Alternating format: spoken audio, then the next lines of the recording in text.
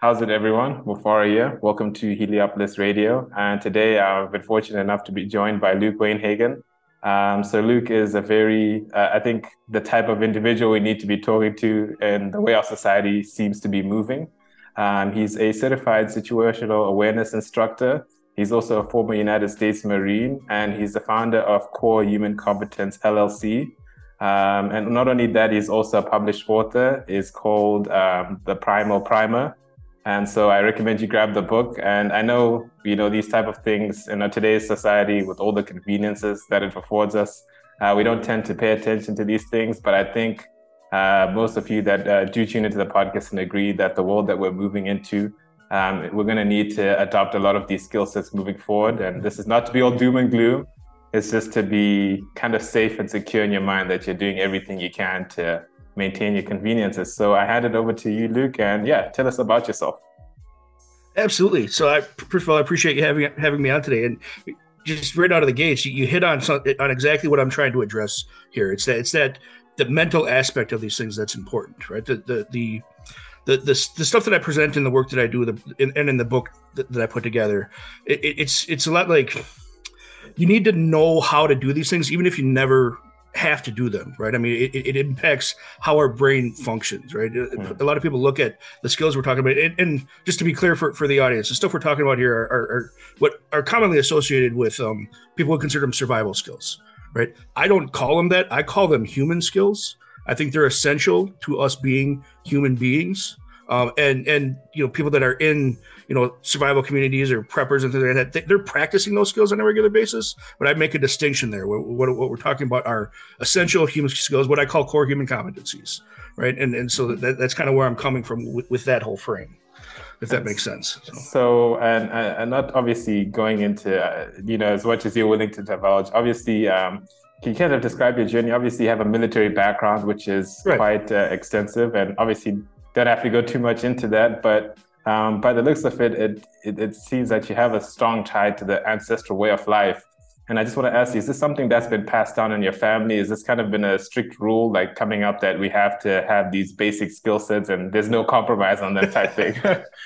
No, quite the opposite, actually. I grew up, I'm much like yourself. I'm a Generation X guy, right? Mm-hmm. And I grew up in a broken home, right? I didn't have a strong father figure growing up, right? So a lot, the stuff in the book and the stuff that I put together in my business and the material I put together, I had to go looking for it. I had to go find it. I had to solve the problem for myself first before I even realized that it was a much broader problem than just the one I was facing, right? So what I put out there, what I present there, is actually my own learning process and in process of discovery of these things that are missing, that were impacting me in some very significant ways, right? So I have personal experience of their lack of those missing pieces. I wish I did have the background, what a different world I could have, moved through if I had that kind of background, that kind of foundation in place. And so in terms of the core human competence, I'm sure a few people would want to actually understand what does it entail, and what are some of the clients that you work with typically? You mentioned that you work with certain individuals, you work with families. What kind of activities or what kind of things do you put them through in the program? Sure. So my business actually has two different focuses. I have sort of an organizational focus, then I have an individual focus. Yes. The organizational focus is the situational awareness stuff. And I go in and I teach organizations, I teach their staff how to do, it's situational awareness and behavioral analysis.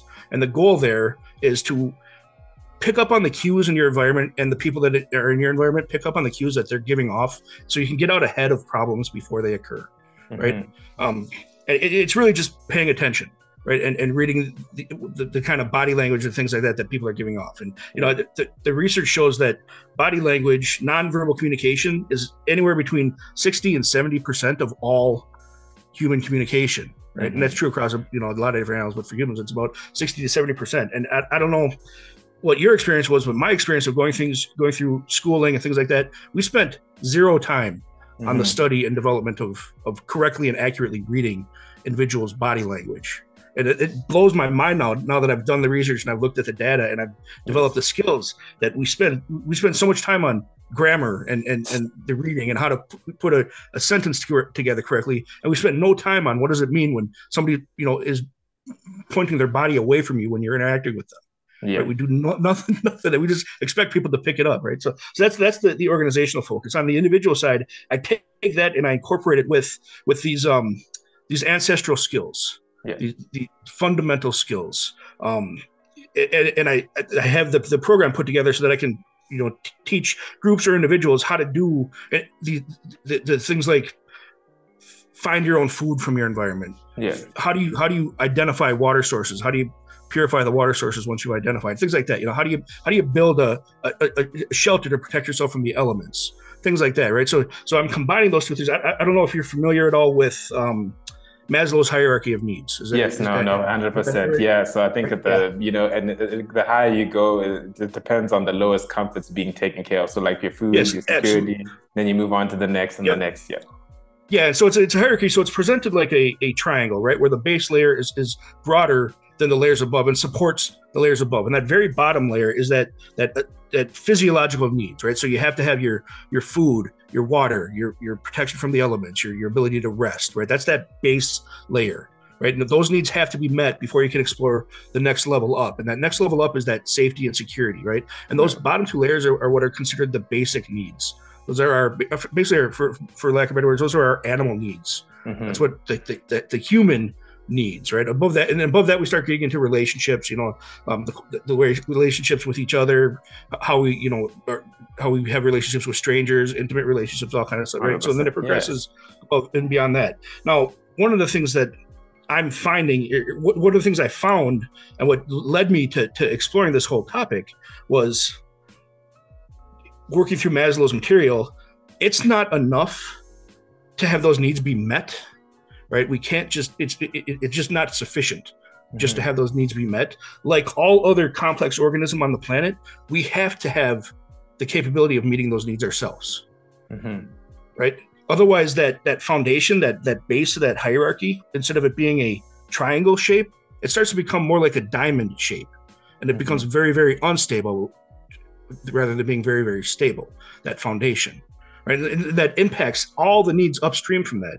Right. If you're incapable of building off a foundation for those base needs, those physiological needs, then your relationship needs are never going to be as developed as they could be otherwise. Right. If that makes sense. Right. And that's kind of where I started looking at and this. that brings me on to my next question. Sorry if I could intervene there. Oh, no. I mean, we live in a very trying to find the right word choice without, coming across as weird or dogmatic or fanatic or anything, but we live in a very weird society.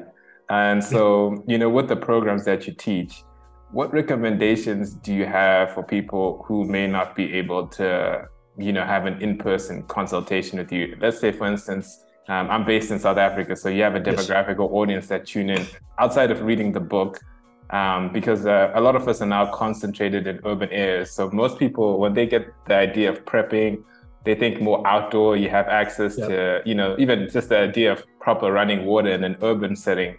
That's just not feasible. So do you have any recommendations for people who find themselves in city situations, or people that just are more like they're unfortunately stuck within society, like the confines of society? They have to absolutely. So of all the things I teach, the situational awareness stuff is the one that I think is the most valuable and the most important and the most directly applicable, because the situational awareness stuff is always on.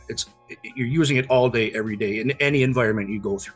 Right. And it bums me out that we aren't taught this stuff earlier. Right. I mean, this should just be part of what we learned growing up, is this situational awareness, behavioral analysis stuff. Right. Just because it improves our ability to interact with people when we can read that body language correctly, and we can understand, what's going on with the other person when we have those engagements. So that stuff, right out of the gate, that stuff is a great place to focus on, a great thing to learn and develop. There's resources for all of this stuff. There's resources everywhere. Right. You can use YouTube. You can use, there's books written on all of these subjects. I list a lot of the recommended reading in the book and stuff like that I've read myself and I've used in the development of the stuff that I put together, and that I absolutely recommend people get. And all these other skills as well. There's a bunch of resources available, right? So I never want somebody, for lack of access to me, to not be able to get this stuff, right?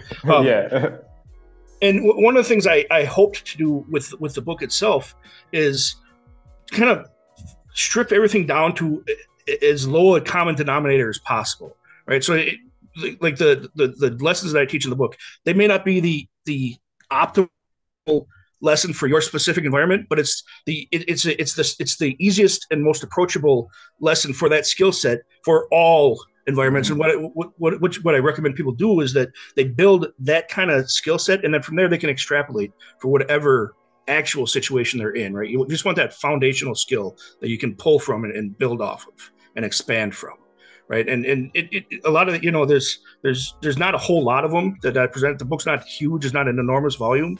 Yeah. It's very, very basic. We listed them off when we talked about the hierarchy, right? It's those basic skills. You need to have at least one you can pull from in each of those categories. That's the thing. And so really it's a matter of figuring out where your vulnerabilities are. That's more important than anything else, right? Figure out where your vulnerabilities are, and then start taking steps to address that vulnerability. You don't have to go from not having any competence at all to being fully capable of surviving in the wild. That's too far of a leap, right? But you can take small steps to get from point A to point B. One of the things I recommend people do if they live in the city is, and this has to do with the situational awareness stuff as well, is cities have vegetation growing in places. Yeah. They have parks, they have trees along boulevards, they have things like that growing in different places. So start learning what resources exist even in those. Mm-hmm. What can you use? What of even those trees in your local park are actual, or not just trees, but plants are edible? Yeah, like dandelions, things that have nutritional value and stuff like that. Right. Yeah.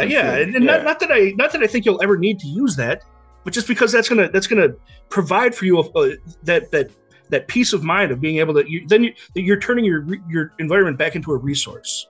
Instead of you being a resource for your environment, you're turning your environment back into a resource for you. Right? Like have you? I don't know if this concept here, just let me throw this at you. Have you ever been late on an assignment in any way? Too many times. Too many times. Or at work or whatever. Oh, right? And when that happens, there's this voice or this stress in your head that worries at you. Yeah. Right. And it starts to go, you're behind. And the longer you delay, the longer you procrastinate, the harder that voice gets, the stronger that voice gets, the louder that voice gets. Right. That's the kernel that develops into anxiety.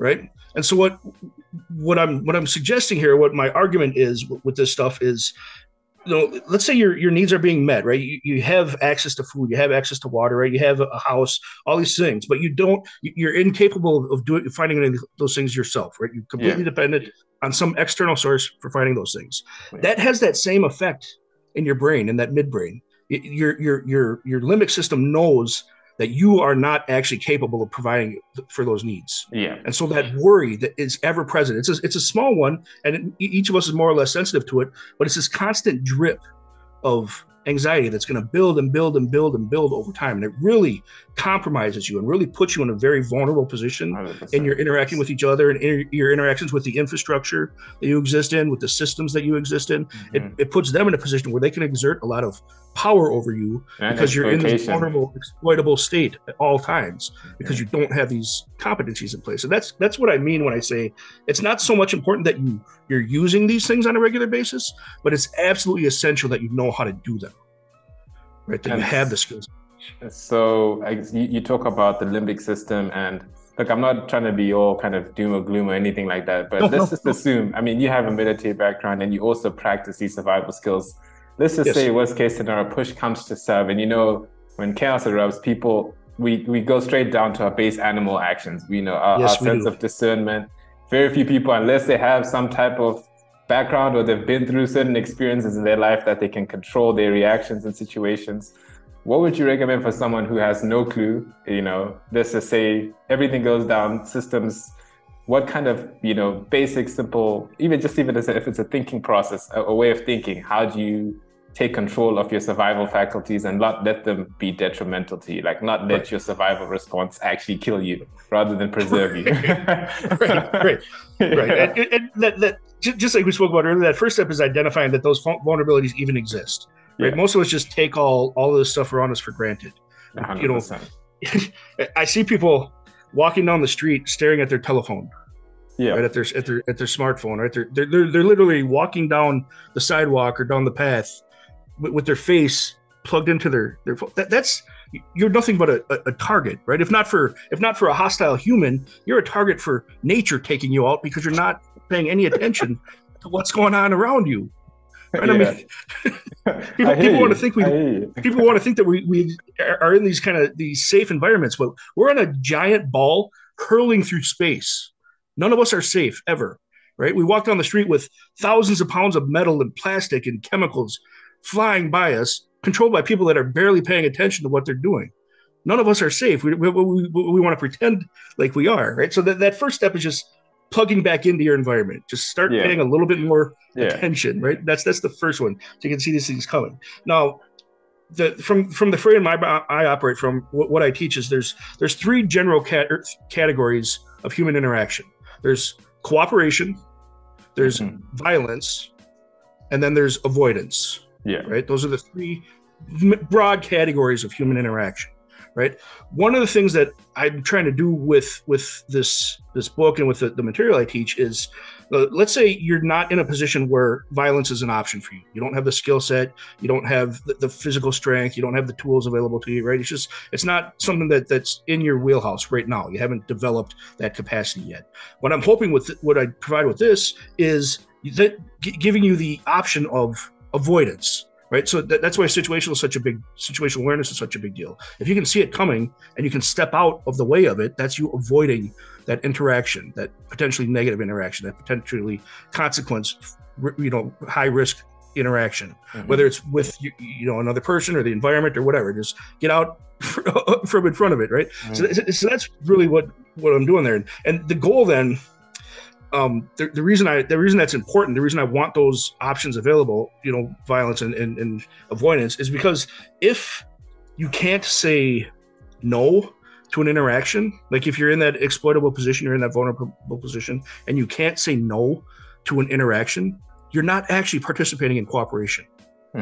You're already in one of these other states. You're already in compulsion or manipulation or coercion. 100%. Yeah. Or anything like that, right? So if you can't say no, then you're already in a state where cooperation doesn't exist. So then if you can't do violence, if you're not able to navigate that engagement with the category of violence, then I want you to have the category of avoidance. Yes. So you can get yourself out of that interaction or engagement or whatever, so that you have some alternative. And the purpose there is that I'm hoping, as I do this, we restore the potential for cooperation as broadly as possible. In much of the developed world, we look around and we believe ourselves to be cooperating, but we're almost nowhere are we cooperating anymore, because we've abandoned so much of these skills that are required for cooperation. Maybe more we're in a state of indulgence more than anything as a society. We're more just so consumptive. And so, I was going to ask if you could tell us about your book, Primal Primer. What inspired you to write it? What are some of the topics that you cover, without obviously revealing too much, but when can people get access to this book? I know it's available on Amazon and Kindle, I believe. Is there also another avenue where people may be able to access it as well, if Amazon doesn't? Yeah, so it's available at all kinds of bookstores. You can get it like the Barnes and Nobles, and I mean it's published. Anybody that has an online storefront is going to have access to the book. Basically, at this point, it's been out. The book came out in October, so it's only been out for a couple months. It's fairly new. The big drive for me that went from, I have this series of concepts that I've been working on for the last several years, right? And I'm building a business around it, curriculum around it, like that. But what turned that into a book was the experience of the pandemic. Yeah. Right.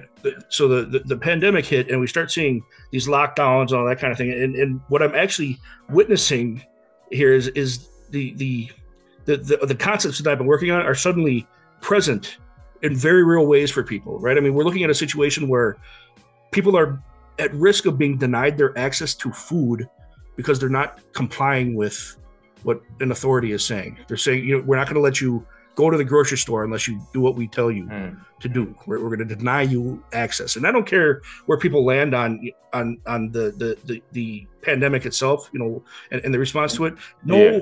Human being, I mean, we evolved to be the apex adaptive generalist organism on the planet. Yeah. Right. No human being should ever be in a position where, if you don't comply with an external, entity, you're denied access to food. right? And so I'm looking at that, or denied access to water, or any of those, those core needs, those foundational needs, right? That screamed at me that this vulnerability has gotten to the point where we can no longer ignore it, and I have to put all these concepts together into something presentable to get it out in front of people, so that we're never in that position again, right? So that means each one of us needs to become that fully developed, fully competent human being, human creature that can navigate potentially hostile environments, right? Yes. And, Yes. it's wild. We've in the last few generations, we've effectively become the first complex organization or organism on the planet that fails to teach our young how to survive their own environments. Agreed. Every other complex organism on the planet does that. Their kids learn how to get their food from their environment, their water from their environment, how to keep themselves safe from elements in their environment. We're the first. We reached the top of the food chain, and then it's like we forgot all of it. We just threw it all out the window and said, we're fine.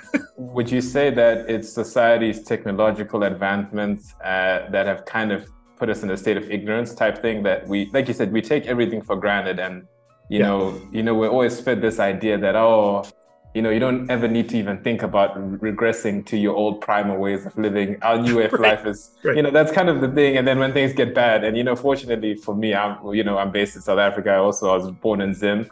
So, things get, things like power cuts happen. I'm sure you probably heard rolling blackouts, all this nonsense. I'm actually now grateful for it, because I was actually fortunate I lived in Canada for 4 years, and the convenience there was just, it was good, but it was scary, because I always thought to myself, if this thing stops functioning, if power goes out for 3 days, how are people going to be able to just, how they're going to communicate with their neighbor, how they're going to exchange food? Because in the Western world, not being a critic, not criticizing it, everything is almost like there's no human connection. There's a dissonance between what it actually could be. Yeah. Not trying to be kind of poetic or anything with it, but it's like actually a scary reality. Like you said, people will be on their phone, they'll be on social, something will be bugging their minds that they forget, my Wi-Fi can cut out, and then I want to have Wi-Fi. Then, it's an existential thing, or the water can run out.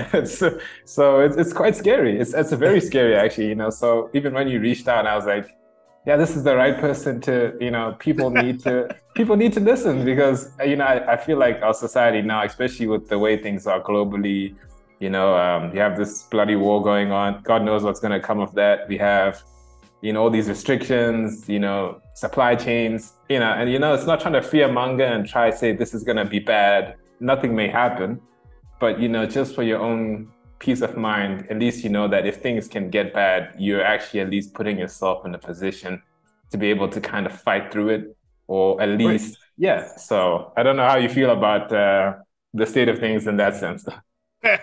Well, you mentioned a couple of things in there that I'd like to touch on if we have time. So convenience is the first one, right? And much like cooperation, the moment convenience shifts into dependence, meaning you can't meet your needs without it, it's not a convenience anymore. It's not a choice anymore. Convenience has to be a choice. And so much of what we've done in the West in particular is we've allowed those conveniences to become dependencies, right? The grocery store is a convenience, but most people have absolutely no way to acquire food if that grocery store goes away. So that means it's not a convenience anymore.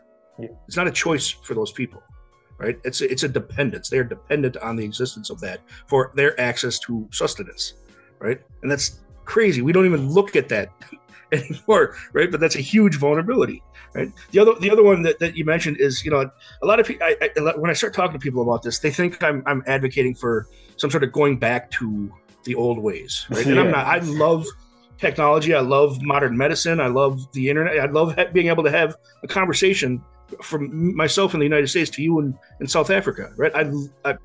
This is amazing. I don't ever want to lose access to this, right? What I'm suggesting is we need to rebuild that foundation that we have, so that we don't,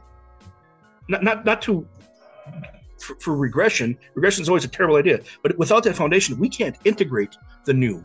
We can't integrate in a healthy way all of the stuff that keeps coming at us, right? But with that foundation, we can integrate all of that stuff. We're back at the top of the chain then, if we have that solid foundation to build from and to integrate into, right? So that's really what I'm hoping to achieve here is get people back to a point where as intended, as evolved, the human being can integrate the new as it comes at them, right? I mean, that's huge to me. So. And so that actually moves me to the next question. That's really, really well spoken. And what would you, okay, so it's kind of a broad question, but what are your thoughts about the current state of society right now? You know, seeing things as they are and, you know, not being pessimistic. What do you think has gone wrong? And also what do you think has gone right for us? You know, there's always a good and a bad. Sure. And what would you like to see people, you know, moving into this world of uncertainty and a lot of fear, you know, economy, you know, might be coming down. What would you want to see people doing outside of using, you know, the lessons that you actually indicate in your book? What would you kind of see? Just the mental state, the way people think, behave? Yeah. Yeah, so let's walk through some of that. Do you have children? Do you have, if not your own, do you have nieces and nephews or anything like that? I live with my family, just me, my dad, and my little brother, just the three of us. Okay. Is there a big age gap between you and your little brother, or are you guys close in age? 5-year gap, but I think he can process pretty much what's happening in the adult world. It's good. I'm just asking because I'm curious about your perspective on what I'm about to walk through. So I've got 4 kids myself, right? And I started, my first kid was born when I was 17 years old, right? So I'm in my 40s now, right? And they're very spread out. My oldest is, you know, closing in on being 30, and my youngest is under 5, right? So I've got, you know, myself, I'm Generation X. I've got a kid that's a millennial. I've got a kid that's in Generation Z, and I've got a couple younger kids that are now in the most current, you know, generational cohort, right? And so I'm because of that, I'm engaged in all of these generational cohorts in ways that a lot of people are not, right? I have some investment in the success of all of them, right? And both observing myself and my parents and my kids peers and the culture that all of us have been plugged into as we transition from childhood to adulthood and things like that. There's this phenomenon that I've seen emerging in that. And that's kind of what got me looking at this stuff to begin with, is this phenomenon. And what that is, you know, each iteration, each cycle of that transition from childhood to adulthood, what I'm seeing is childhood is being pushed further and further into what ought to be adulthood. Right. So we're extending childhood out further and further into adulthood, right? Where even just a couple generations ago, you know, the 19, the 20-year-old, they're a leader in their community. They're an entrepreneur. They're, you know, we had in the United States, some of the founding fathers were, you know, in their early 20s. Yeah. Right. And these are building a nation. Right. And nowadays we've got, you know, 25, 24, 25, 26-year-olds still on their parents' insurance and throwing a tantrum if they're not getting their way, right? I mean, we're infantilizing our entire society, right? And what occurs in that is we're expanding that dependence. We're literally, you know, another name we use for children are dependents, right? We're expanding that dependency further and further to a point now where there's some people that they never make that transition from childhood. They stay in that child-dependent state their entire life, right? And so that's what I think drives a lot of the dysfunctions that we're seeing emerge in society, right? That's undermining our ability to engage with each other productively. That's undermining our ability to cooperate with each other. That's undermining our ability to just communicate with each other, right? I mean, you look at social media and stuff like that right now, and it's vitriol, it's hate being flung back and forth at people, right? It's kids. It's kids that don't know how to act, right? but and I'm not pointing the fingers or blaming people. You know, it's one of those things that just has developed over time as we've increased our comforts, as we've, you know, expanded the gap between nature's feedback, and this is what technology does, right? It expands the gap between nature's feedback and our choices, right? There's a play back and forth there. Now, as we get further and further away from that, as we get more comfortable, as we get more technologically advanced, and we're not maintaining that connection to nature at all, right? Like developing the skill sets that are required to maintain that connection with nature, we start to lose those pressures, that feedback from nature that keeps us that keeps those dysfunctions from emerging, right? And that's what I'm trying to get us, you know, trying to solve for, is how do we reconnect with that feedback so that we can keep moving forward, but we're not experiencing all these dysfunctions along the way, all this stuff that's not working well, right? And that's kind of what drove me into all this stuff. So. No, it's interesting because even you know, I try to be as honest and transparent with people as I can. Even Right. for me growing up, because I'm a 96 baby, and my upbringing, really my family, my parents were very, very kind enough to do their best to give us the best Mhm. possible life. So Yeah, not absolutely. not a snob upbringing, but look, we've had our fair share of struggles and adversities. I think everyone goes through them in life. But I think for me, Mhm. it was only when I kind of moved and I was on my own in university. That's when I kind of got that rude awakening type thing. And I don't know, because I was in Canada at that point in time. I don't know if it's just there's something that the cold does to you, that it kind of, the elements of nature, they kind of bring a true connectedness, like to the truth of life type thing. And you're like, oh Right. man, I'm still, and everyone has different circumstances. So there's no judgment. But even me, I was like, oh man, I'm still a dependent and everything and this and that. I can't, and so I think that experience, not that I've kind of fully got it figured out, but I think that kind of push sometimes I look back and I was like, man, my upbringing, going to school and everything, I was just completely like living kind of a lie almost. It was a serious lie. And then you get into the arena of life and then you start seeing some of the adversities that pop up. And then that idea that, okay, look, it can get to a point that maybe no one is going to come save you type thing, that survival instinct. And I was like, man, the society that I'm living in is completely disconnected me because that survival instinct is seen as something that's kind of like rudimentary, it's raw, it's ugly, it's dirty. But I was like, man, this is actually kind of like it's a God-given gift to us, and I'm like, I'm gonna use that as a foundation moving forward. I'm not gonna become competent doing everything. I still believe, like you said, community is always the best way forward. If you have a community of people that are like-minded and that have that same kind of resolve, Hmm. you're more Hmm. likely to survive kind of whatever tribulations come.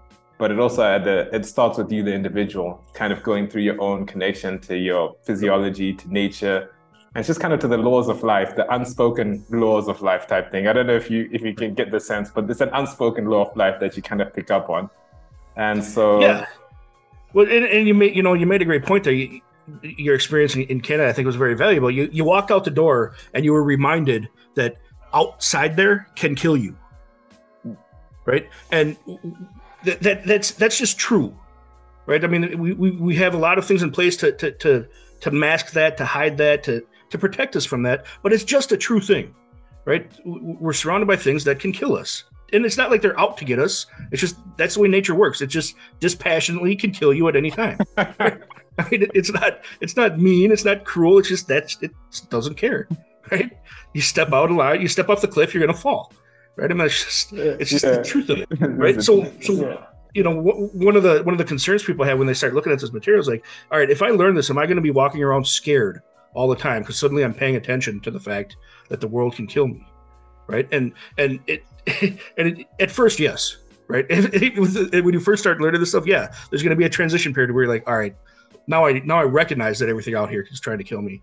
Right? That sucks. I don't want to be. But at the end of it, when you've developed all these skills and you've rebuilt this core human competence, this capacity to navigate your environments, then what you gain from that is this state of relaxed readiness, where the environment around you isn't a threat to you anymore, because you know you're capable of stepping up to whatever confronts you from that environment, whether it's actual things in the environment itself that are confronting you. And I don't just mean threats. I just mean any kind of challenge that emerges out of the environment, or it's another person that becomes a challenge in the environment, because you've developed this foundation of competence.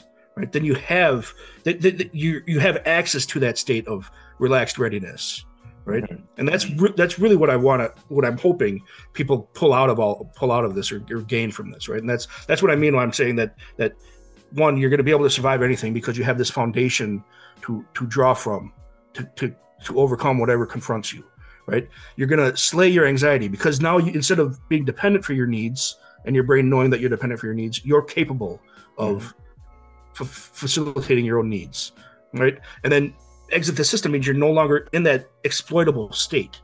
Instead, you're in that state of relaxed readiness, where you are engaged in your environment, where that environment is there as something that you access rather than something that imposes its will upon you, 100%. right? And that's And kind of what I'm getting at with this. So And seriously, this is a really immersive conversation, and it's actually much more extensive than this, and actually much deeper. And I definitely would want to have you on again. And Oh, hopefully at I'd that love it. point in Yeah. time, I would have completed the book and read it and would be able to kind of go through the Yeah. material in more in depth. But is there a means of people accessing your content? So I know you have your websites. I don't know if you just want to share any ways people can contact you, LinkedIn Yeah, profile. absolutely. Yeah. Yep.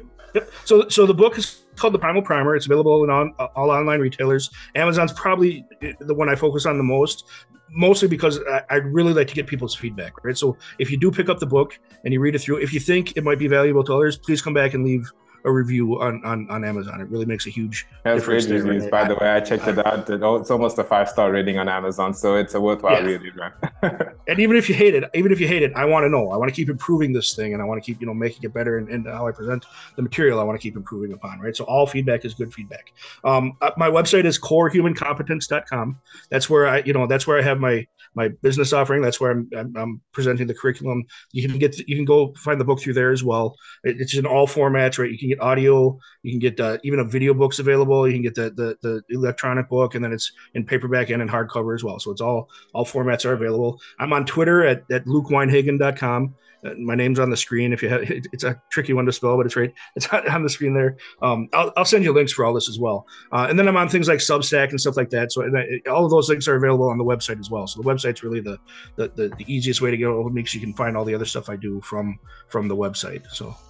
No, and so just from my end, Luke, I just want to say thank you for actually giving your time to join on the podcast and share your wisdom and your experience. And this is 15 years, by the way, from 15 years of actually studying this in depth. So it's not just coming from a random place. This is practical and applied, so that people know. Yeah. And again, we really I definitely would want to have you on the podcast at some point. And wishing you all the best with the book and its continued release. I definitely know in this world, there's 100%. It's a very necessary book to be reading right now. It's just the world, the way it is, it only speaks that. So yeah, for me, just wanted to say thank you, Luke, for joining. And man, we truly appreciate it. Yeah, thanks so much for having me on. I appreciate it. And yeah, check it out, read through it. And then once you've done that, let's circle back up and we can have a conversation about what you've pulled out of the book and what it was like for you and what questions came out of it for you. So I'd love to talk to you again. So no, we'll do so. Luke. All right.